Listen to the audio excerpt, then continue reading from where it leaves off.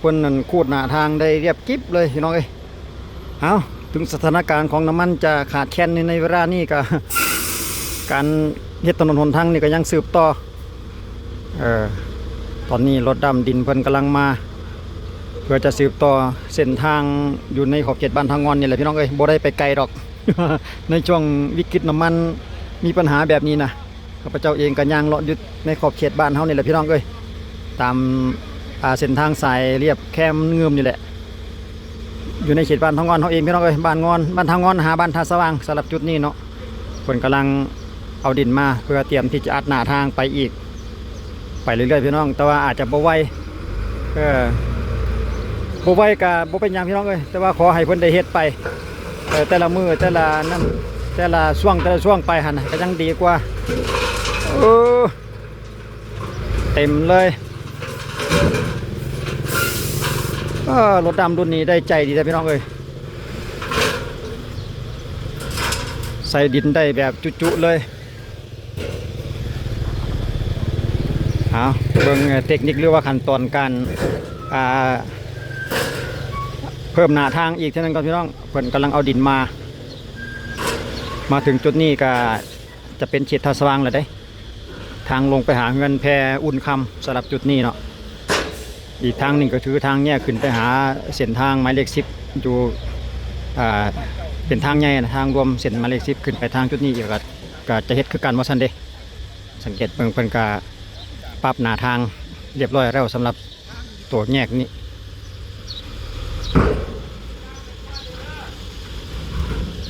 1 2 3 4โอ้ใหญ่ได้เป็น4กล่องเบิ่งไปจักระยะหนึ่งก่อนพี่น้องว่าเพิ่นจะมาเพิ่มอีกหลายเท่าใดเนาะจะมีจักรถมาจะถึงเขตอันเงินแพบ่หาอาหารเงินแพบ่สำหรับมื้อนี้เบิ่งอีกทีหนึ่งก่อนเอาบรรยากาศสายน้ำเงิมควบคู่กันเป็นน้ำพี่น้องเบิ่งน้ำก่อนแป๊บหนึ่งอยู่ในช่วงท้ายเดือนมีนาปี2026แล้วเนาะสำหรับมื้อนี้ก็ได้อยู่ในช่วงระหว่างสถานการณ์ของน้ำมันบ่เป็นใจแหละมื้อนี้รู้สึกว่าจะปิดหมดทุกปั๊มพี่น้องตามที่เหตุการณ์วันที่18รู้สึกว่าจะปิดหมดทุกปั๊มแล้วโอ้น้ำก็แห้งลงไปแดดอะไรได้นี่สำหรับมื้อนี้ทางด้านบนพูนเงินแพลาวเดิมชมเงือมอยู่ฝั่งบ้านไฮตอนรถสแต็กน้ำเพิ่นนี่ก็โอ้ได้ใจขนาดพี่น้องเลยเพราะว่าแต่แห้งน้อยนึงบ่ได้นะแห้งน้อยนึงเพิ่นกับฉีดน้ำเลยเตรียมเพื่อให้มันมีความชุ่มชื้นไว้แล้วก็มันจะติดกันดีคิดว่าจะอยู่ประมาณนั้นเนาะมาสืบต่อคันที่2มาแล้วพี่น้องเอ้ยบาทนี่เบิ่งลีลาการเทดินของคันนี้อีกทีหนึ่งก่อน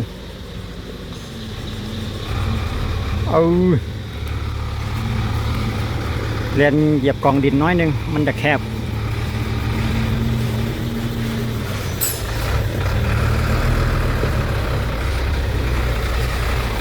รถเกียร์ก็จอดท่ารถเกียร์ก็รถสแต็กน้ำยังจอดรอพอกระเทือนสิเฮ็ดมาสั่นดิให้เพิ่นถอกดินละลายก่อนจังเกียร์บาทเดียวปวดหัวอันใหญ่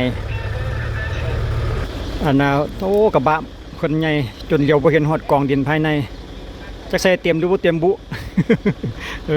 กระบะมันสูงเกินเฮ็ดยก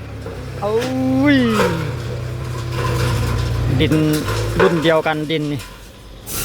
สิดินไงทวนวะ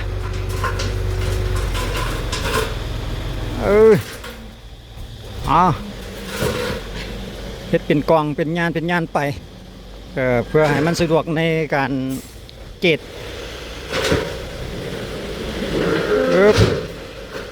ไปกวักมือไปเรื่อยๆปานเลี้ยงสร้าง ยืดยังอยู่น้อยนึงทั่วจะได้ดินมาแต่ละรถนี่พี่น้องเลยเพราะว่าน้ำมันมีปัญหาเพิ่นจะต้องไปต่อแถวซื้อน้ำมันแดว่าซั่นเด้แล้วก็ไปไกลแต่บ่แน่ใจว่ามื้อนี้นี่จักสิได้ฮอดทางลงเฮือนแพบ่เพราะว่าย่านว่าน้ำมันของเพิ่นอาจจะบ่เพียงพอ สำหรับมื้อนี้นี่เนาะรอจังหวะเพิ่นเจ็ดจังเบิ่งขั้นตอนการเจ็ดของเพิ่นอีกทีหนึงกับพี่น้องเอ้ย โอ้ยได้ใจมันรถสีดน้ำเลยพี่น้องเอ้ยรอรถอันดินมาโดนลายก็ดินก็จะแห้งไปน้ำก็ได้สีดน้ำไปน้ำแบบนี้แหละประทับใจหลายบ่รอให้มันแห้งว่าซั่นเอาไปน้อยหนึงแล้วก็พรมน้ำโลดเบิ่งลีลาโตอันนี้ก่อนพี่น้องเอ้ยรถเจ็ดเดี๋ยวเบิ่งจนนึงก็คล้ายๆก็โตแมงม่านี่แหละ โอ้ติดไฟอีกโบเกียวมากลางเวียนหรือกลางคืนเปิดไฟใส่หมวกอย่างเดียวสำหรับโซเฟอร์เอาย่างตามหลังรถเกียร์อีกจะน้อยกันพี่น้องเลยคือว่าโซเฟอร์นี่ร้อยเลยโซเฟอร์รถเกียร์นี่นะเกียร์กลับคืนแล้วเก้านี่ว่า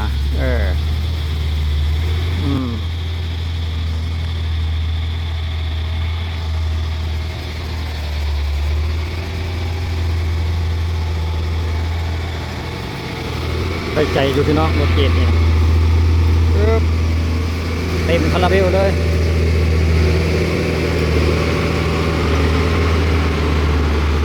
จุดหมายก็คืออยู่คุณแหละทางลงเงินแพคุณแหละพี่น้องเลยเอาถึงก้อนหินไงบาทนี่เอานี่เรื่องอยู่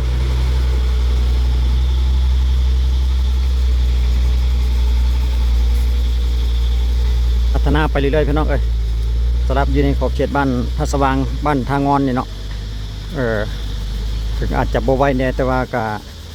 เพิ่นก็ยังลงมือเฮ็ดไปเรื่อยๆตามสภาพตามเหตุการณ์ของราคาน้ำมันตามสถานการณ์ของน้ำมันขาดแคลนบ่ไหวก็อย่า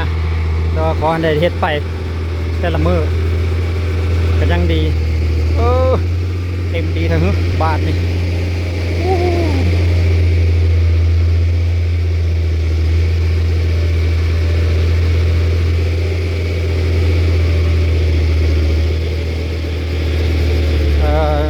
รถดำ2รถโอ้ได้หลายเติบได้นี่2รถก็ได้เดี๋ยวบนข้างหลังก่อนพุดในอยู่ประมาณ20หรือ30 เมตรพอแหละความยาวสำหรับรถดำ2รถทางบริษัทเพิ่นก็นำน้ำมันมาแล้วเด้สพเพิ่นเฮ็ดได้ไปเรื่อยแล้วเนาะกำลังเตรียมว่าจะเอาน้ำมันลงใส่รถเจ็ดต่อไปก็เป็นเวียกของรถโลบาทนี่มารถซาไก่เลยเอามาอัดมาบดใส่รถโลกับโลไปนำอัดไปนำ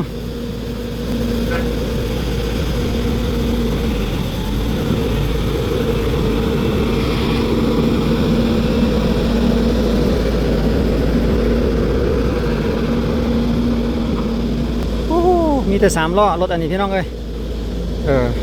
3 ล้อแต่ว่าล้อหนึ่งสะบัดใหญ่ได้ล่ะเพิ่นใส่ระบบสะเทือนนี่จนคันฮอดหูไปเลยคันเพิ่นได้โลลงไปฮะนะ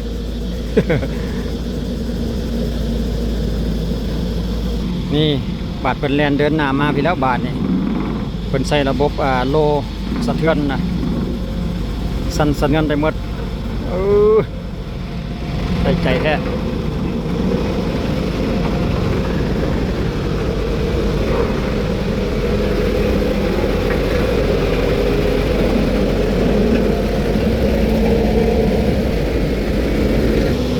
ทางเรียบสายน้ำเงินพี่น้องเลยทางด้านหน้าเขาก็เป็นริมตะฟังแล้วคนกำลังปลูกสร้างกันแคมเงิมใกล้แล้วพี่น้องเลยใกล้จีฮอดทางลงไปหาอาหารเพื่อนแล้วแคมเงิมอะไรทางลงไปหาอาหารคิดว่าก็ประมาณอีก3-4 รถไปแล้วนี่จังจีฮอดมดเรียบร้อยบาทเดี๋ยวเขาสิย่างไปเบิ่งทางลงไปหาอาหารเข้มเงื่อมหันก่อนพี่น้องว่าย่างไรสำใด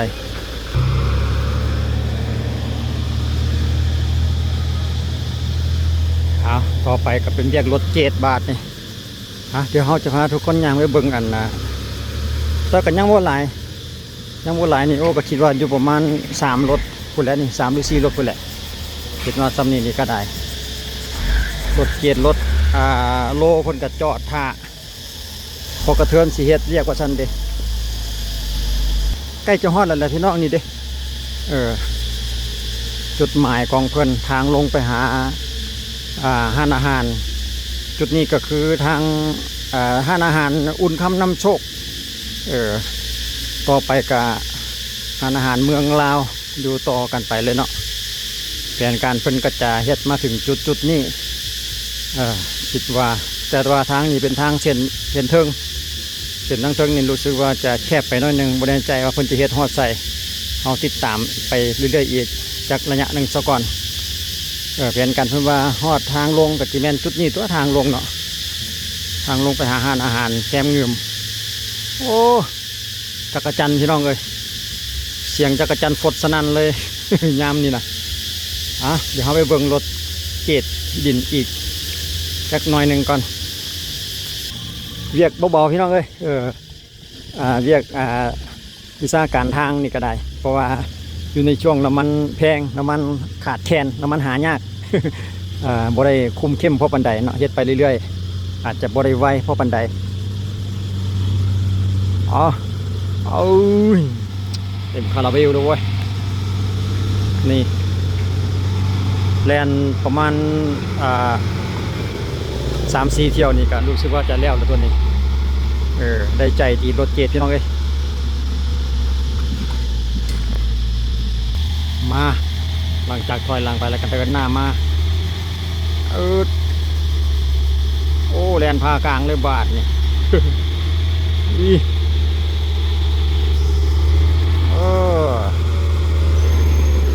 ได้ใจ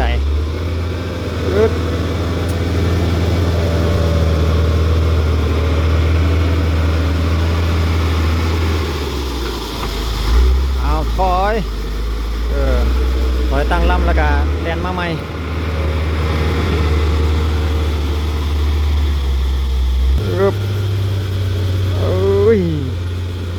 เต็มเลยจนล้นอันใบมีดว่ะ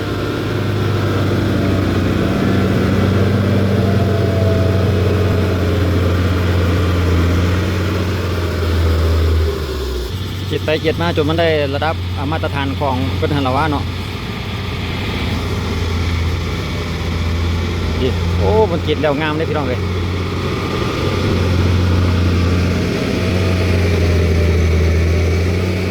จะมีแต่เอาการเกียดการอัดดินให้เบิ่งพี่น้องนี่เพิ่นอาบน้ำมาใหม่ๆแบบนี้ได้เอาเกลือเข้าไปนี่บ่ฮู้บ่หันพุ่นรถเกียดเพิ่นมาพุ่นน่ะไปเลยแม่ยังจิมานอนเกือกขี้ดินอยู่รถพ้นเนียทางอยู่ มาน้อยพี่น้องมาของบ้านอยู่ใกล้กันนี่แหละเพิ่นอาบน้ำให้มันไม่ไหม้แล้วมาเกือกขี้ดินซ้ำ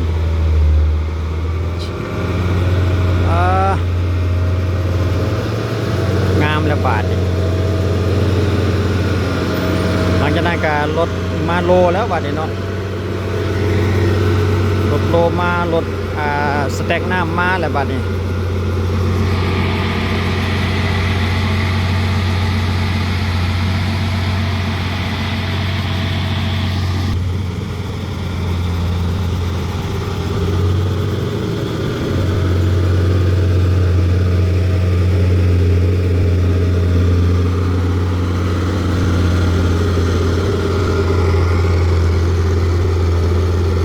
เป็นเส้นทางเรียบสายน้ำเงื่อมพี่น้อง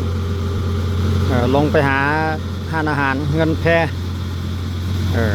ทาหรือว่าทาปักเก่าคนแหละอีกจังนึงเพิ่นก็เมื่อก่อนจะเป็นทาปักเก่าเนาะจุดที่ว่าบนอาหารอุดคำนั่นเอง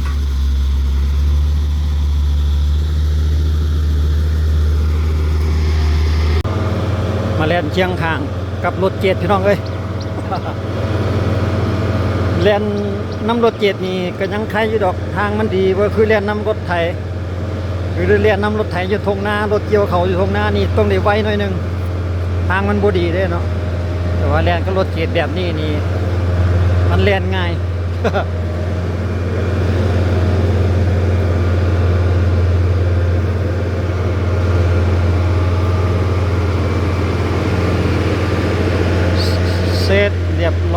ถึงจุด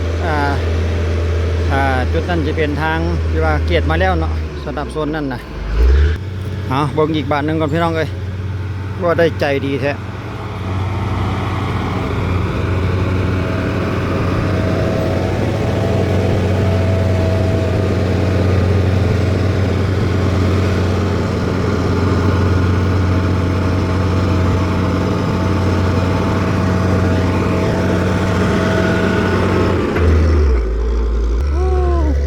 เลยพี่น้องเอ้ยทางเรียบแชมเงินพี่น้องเอ้ยใกล้จะสำเร็จแล้วคลิปวิดีโอนี้ก็จบเพียงเท่านี้พี่น้องเอ้ยเดี๋ยวติดตามความคืบหน้าในอีกมือต่อไปบัดใดที่ว่าเพิ่นเตรียมมิกทางอัดหินอัดโรยหินคุกหินคบหันละว่าที่ว่าเพิ่นจะปูยางเพิ่นจะเอาน้ำยางซึมยังมาใส่จังจะติดตามให้ทุกคนได้ครับหู้อะไรเบิ่งอีกทีนึงพี่น้องเอ้ยสำหรับเส้นทางเรียบแคมเงิน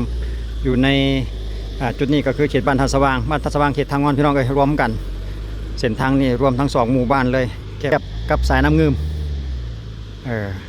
สำหรับคลิปวิดีโอนี้ก็ขอบใจทุกท่านในการติดตามและรับชมเอาไว้ติดตามอัปเดตในคลิปต่อไปพี่น้องเอ้ยสำหรับคลิปนี้ขอบใจสบายดี